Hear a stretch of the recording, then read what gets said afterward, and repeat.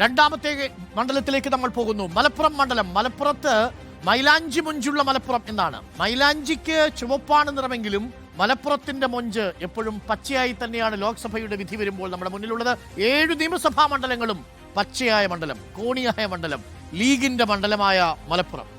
മലപ്പുറം മണ്ഡലത്തിന്റെ രാഷ്ട്രീയ സ്വഭാവം നമുക്കൊന്ന് ആദ്യം കണ്ടുവരാം. എങ്ങനെയാണ് മലപ്പുറം ഇതുവരെ ചിന്തിച്ചത്? ഒരേ ഒരു തവണ മാത്രമാണ് ടി കെ ഹംസയുടെ കൈപിടിച്ച് മലപ്പുറം ചോന്നത്.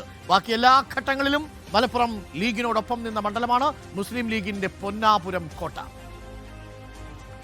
1952 ബി പോക്കറിലൂടെ തുടങ്ങിയ ആധിപത്യം 1977 മുതൽ 89 വരെ ഇബ്രാഹിം സുലൈമാൻ സേട്ടുവും 1991 മുതൽ 99 വരെ 4 തവണ ഇ അഹമ്മദും 1.5 ലക്ഷത്തിന് മീതെ ഭൂരിപക്ഷത്തിൽ ലോക്സഭയിലെത്തി. 2004 KPA മജീദിനു വേണ്ടി ഇ അഹമ്മദ് വഴിമാറി. ലീഗിനെ ഞെട്ടിച്ച് ടി കെ ഹംസയിലൂടെ പച്ചക്കോട്ടയിൽ ചെങ്കൊടി പാറി. ഇടതുപക്ഷത്തിൻ്റെ ഒരു രാഷ്ട്രീയത്തെ തള്ളിക്കളയാൻ ഈ നാട്ടിലെ സാധാരണ ആളുകൾക്ക് കഴിയില്ല. അതൊരു ഫാക്റ്റാണ്. BJP ഇവിടെ ഒരു 3ാം ഫാക്ടർ എന്നുള്ള രീതിയിൽ പോലും ശക്തി തെളിയിക്കില്ല. പിന്നെ UDF ആണ്. ആ UDFൽ കോൺഗ്രസ് എല്ലാ അർത്ഥത്തിലും വിശ്വാസ്യത തകർന്ന് തരിപ്പണമായൊരു സ്ഥിതിയിലാണ് നിൽക്കുന്നത്. അടുത്ത തെരഞ്ഞെടുപ്പിൽ ടി കെ ഹംസയെ 2.5 ലക്ഷത്തിലേറെ വോട്ടുകൾക്ക് ഇ അഹമ്മദ് തകർത്തെറിഞ്ഞു. 2014 അഹമ്മദിന്റെ ഭൂരിപക്ഷം 2 ലക്ഷത്തിനടുത്ത്. 2017 നടന്ന ഉപതെരഞ്ഞെടുപ്പിൽ DYFI നേതാവ് MB ഫൈസലിനെതിരെ PK കുഞ്ഞാലിക്കുട്ടി 1,71,000 വോട്ടിന്റെ ഭൂരിപക്ഷം നേടി. 2021 അബ്ദുൾ സമദ് സമദാനിയുടെ ഭൂരിപക്ഷം 1.25 ലക്ഷം വോട്ടിനടുത്ത്. തിരഞ്ഞെടുപ്പ് മുന്നൊരുക്ക പ്രവർത്തനമായിട്ട് കോൺഗ്രസ് മുന്നോട്ട് പോവുകയാണ്. ഘടകകക്ഷി എന്ന നിലയിൽ മുസ്ലിം ലീഗും ശക്തമായി മുന്നോട്ട് പോകുന്നു. ഞങ്ങൾ ഒരു അംഗത്തിന് തയ്യാറായി കഴിഞ്ഞു. തീർച്ചയായും നല്ല ഭൂരിപക്ഷത്തോടു കൂടി മലപ്പുറം ജില്ലയിൽ ഐക്യ ജനാധിപത്യ മുന്നണി വിജയിച്ചു വരും. ആശങ്കയ്ക്ക് ഒരടിസ്ഥാനമില്ല. ന്യൂനപക്ഷ വോട്ടുകൾ ആകർഷിക്കുക എന്ന ലക്ഷ്യത്തോടെ 2021 BJP AP അബ്ദുള്ളക്കുട്ടിയെ സ്ഥാനാർത്ഥിയാക്കിയെങ്കിലും ഫലം കണ്ടില്ല. 2019 82,332 വോട്ട് ലഭിച്ചപ്പോൾ 13,397 വോട്ടുകളുടെ കുറവുണ്ടായി. സമസ്തയുമായുള്ള പോരടക്കം വിവിധ വിഷയങ്ങളിൽ ലീഗ് വോട്ട് ബാങ്കിൽ ചോർച്ചയുണ്ടാകുമെന്ന വിലയിരുത്തലാണ് LDFും NDAയും.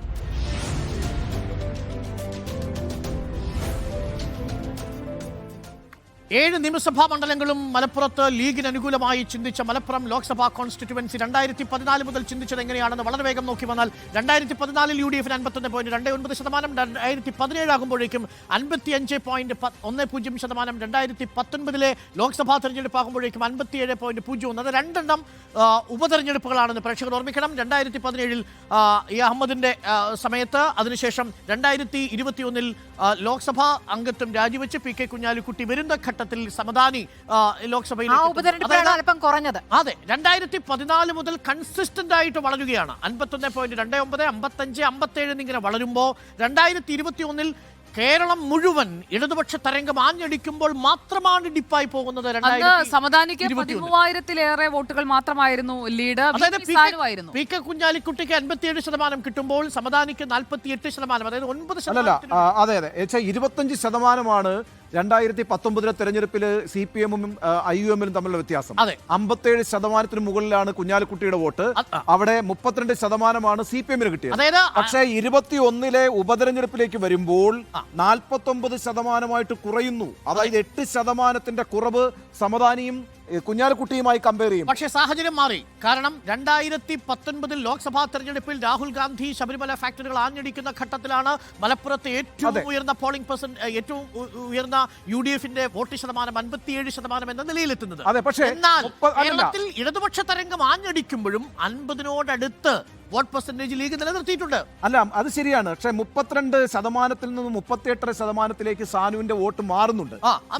അതായത് 6% വളർച്ച കാണിക്കുന്നു. തീർച്ചയായും ആ 6% മലപ്പുറത്ത് വളരെ പ്രധാനമാണ്. LDF വേവ് ആണ്.